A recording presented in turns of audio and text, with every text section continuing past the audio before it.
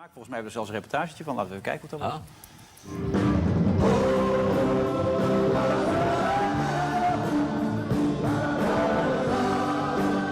Veel mensen, daar hebben we er maar één van in Nederland.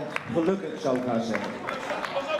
Een presentator als Johan Derksen, ja, dat is gewoon een soort droom. En de mensen zijn altijd verbaasd als ik zeg, het is een ontzettend aardige, vriendelijke, prettige man om mee te werken. RTL houden ze helemaal niet van tv, alleen van geld verdienen. Dus na aflevering kreeg ik schop onder mijn hol. Wegwezen met je muziek. Dat gelul over voetbal mag ik al 20 jaar doen, dat is geen probleem. Als het maar plat en ordinair is, maar als het op muziek gaat lijken, dan zijn ze nooit zo enthousiast. Ik sta versteld van die man, echt. Wat die gozer allemaal doet. Ik vind het helemaal het einde.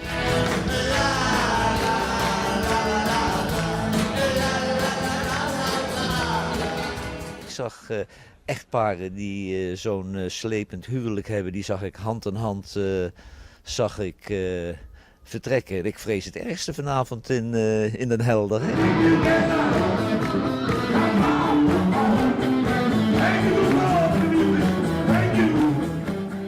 Ja, het is wel een hele wrange overgang om me morgenavond weer te moeten melden bij Wilfred, hè? Ja, misschien heeft hij nog een boekje om aan te prijzen. Daar maken wij geen grapjes meer over. Oh, sorry. Laten we maar hier Dat ligt wat gevoelig. terug naar de studio maar. Anderen die hebben een kostelijke avond en je weet, ik haat dat meehossen. Ja. En dan gaat die Vanessa Osaka zingen en dan laat hij die zaal zingen. Dan denk ik, hey, Vanessa, zing je dat liedje zelf, lul. Ja. Weet je wel, en dan gaan al die mensen meeblaren. Ja, daar hou ik helemaal niet van, maar die mensen vermaken zich kostelijk.